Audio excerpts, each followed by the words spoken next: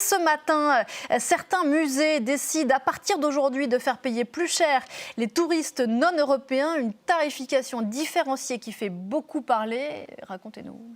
Alors, ce qui va changer à partir d'aujourd'hui, c'est que selon qu'on habite dans l'espace économique européen ou pas, eh bien, ça va être un critère de prix pour entrer dans certains musées. Alors, l'espace économique européen, c'est quoi? C'est les 27 pays de l'Union européenne, plus le Liechtenstein, l'Islande et la Norvège. Et ça démarre fort avec le Louvre, puisqu'il vient d'ouvrir il y a quelques minutes, avec une nouvelle tarification, 32 € désormais pour un non-européen, 10 € de plus qu'un européen, 45% de plus pour 2,5 millions de personnes.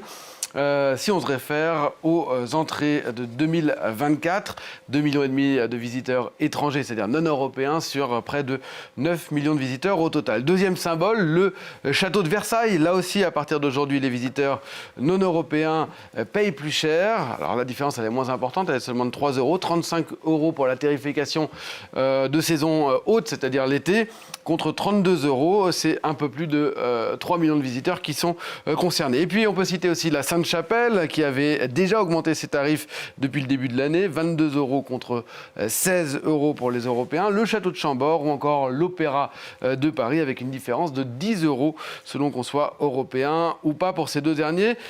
D'autres monuments pourraient suivre, peut-être l'année prochaine, l'Arc de Triomphe ou encore le Mont Saint-Michel. Voilà, 10 € de différence dans certains de ces sites. Est-ce que ça ne va pas faire fuir les touristes non européens ? Alors tout dépend combien ces touristes non européens sont prêts à mettre pour un selfie avec la Joconde. Ça peut paraître cher, mais au ministère de la Culture, on estime que les touristes, pour la plupart, sont prêts à payer pour visiter des monuments aussi prestigieux. Mais le mieux peut-être, c'est quand même de les écouter, propos recueillis par nos confrères de France Télévisions. Oui, c'est cher, mais venir à Paris coûte cher de toute façon. On va pas louper le Louvre juste parce que c'est un peu plus cher. Je suis d'accord pour payer 10 € de plus pour un lieu que je n'aurai peut-être pas l'occasion de revoir. On ne pourra plus tout faire. Ça va nous obliger à faire des choix.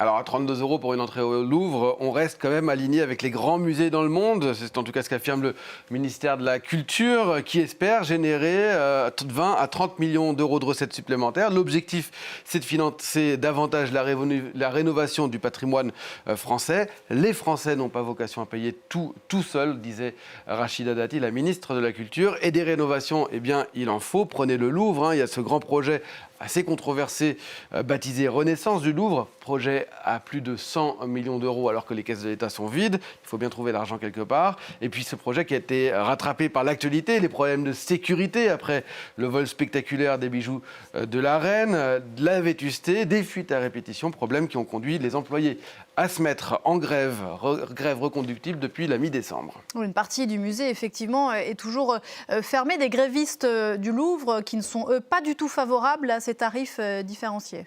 Vous avez raison, l'abandon de cette double tarification fait partie de leurs revendications. D'ailleurs, ils l'expriment haut et fort, vous le voyez, sur leur banderole.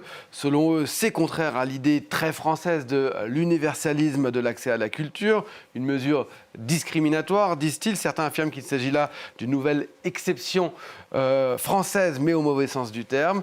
La grève, d'ailleurs, elle se poursuit avec des perturbations régulières. Le Louvre était fermé pour cause de grève lundi. Aujourd'hui, il est donc ouvert, mais demain, eh bien, ça dépendra de la décision de l'AG des syndicats. Et est-ce que la France fait effectivement figure d'exception en imposant cette double tarification ? Alors, en Europe, c'est vrai que c'est assez rare, mais ça existe, et ça existe pour les sites qui ne sont pas les moins connus. Vous allez voir, par exemple, l'Acropole à Athènes, c'est le cas aussi du Colisée à Rome, ou bien la Galerie des Offices à Florence. Ailleurs dans le monde, c'est encore plus répandu. C'est le cas du nouveau musée égyptien du Caire, où on paye 200 livres égyptiennes, c'est-à-dire moins de 4 € quand on est égyptien, contre 1450 livres égyptiennes, soit 26 € pour un étranger. Ça fait quand même une différence de plus de 20 €. Même chose pour la cité interdite à Pékin ou l'ancienne basilique Sainte-Sophie d'Istanbul ou encore le Machu Picchu au Pérou. Je vous ai pris vraiment des exemples un peu partout dans le monde et au hasard. Et puis, il y a des musées qui proposent des avantages pour certaines personnes, comme par exemple la gratuité pour les étudiants européens, mais uniquement les étudiants européens, ou encore des tarifs réduits pour les habitants de leur propre ville. C'est le cas du Palais des Doges à Venise. Au Met, le Metropolitan Museum of Art à New York propose même de payer ce qu'on veut, pay as you want, mais uniquement pour les résidents de l'État de New York. Et puis au Louvre, comme dans d'autres musées français, c'est gratuit le premier dimanche du mois. Avis aux touristes non européens qui voudraient économiser quelques dizaines d'euros. Merci beaucoup Christophe.